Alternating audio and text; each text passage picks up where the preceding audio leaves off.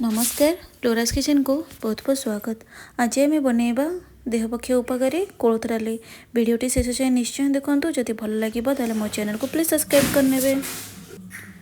तो चलतु एबे ताको प्रस्तुति करिया। प्रथमे तो मु कोलथ डाली को 5 ରୁ 6 घंटा भिजई देछि।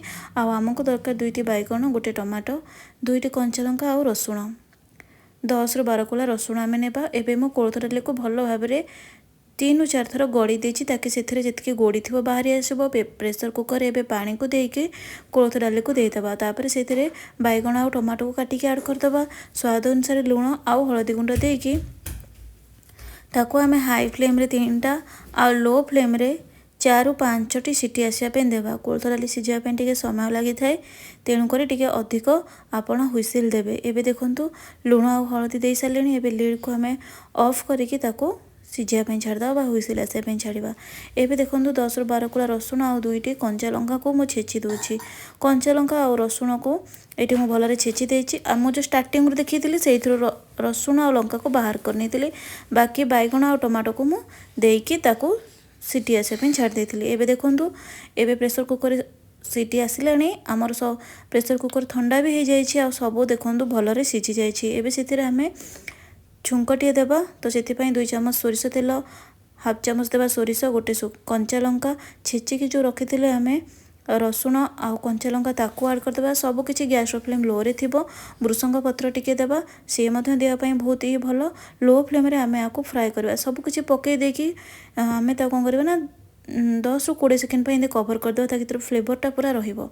एथिरे आम रसुण आउ भृसंग पत्र को देकी छुंक दौचे। तो से यहाँ आम देहपाई बहुत भल। किंतु मन रखिए एबे आपण देखंतु एतिकी ही फ्राए करेबे, याठू बेसी नुहे। एबे कोलथ डाली को आम आनिकी ता ऊपर जो पानीटा अच्छी ताको आगे आम से ऐड करदेबा।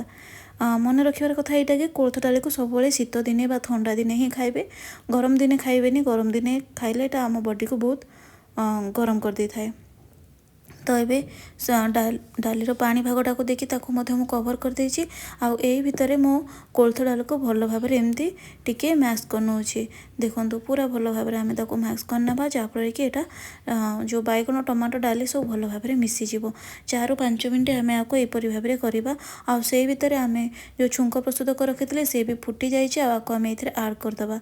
तापर ए प्रेशर कुकर को नहीं कि आम गैस ऊपर रखीदे ताको आम हाई फ्लेम रे फुटिया छाड़ीदे ताकि छुंकर बास्नाटा आमर ये डाली रे पूरा रही जाओ।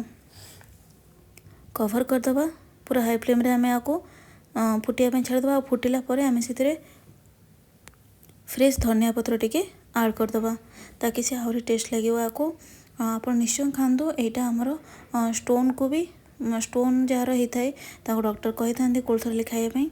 तो ये देखो आमर ये डालीटी प्रस्तुत हो जाए। मुझे पानी रखी। जदि आपण मानक ये भिडियोटी भल लगी ताले मो चैनल को प्लीज सब्सक्राइब करने। एबे मु से फ्रेश धनिया पत्र पकई दूची। आटा गरम भात सांगे बहुत ही टेस्ट लगे। कई आपको पखाल भात सांगे खाई था। तो देखो यहाँ एबे आमर फुटीगला, प्रस्तुत हो गला। आज मैं एतिकी रोची। नमस्कार, जय जगन्नाथ।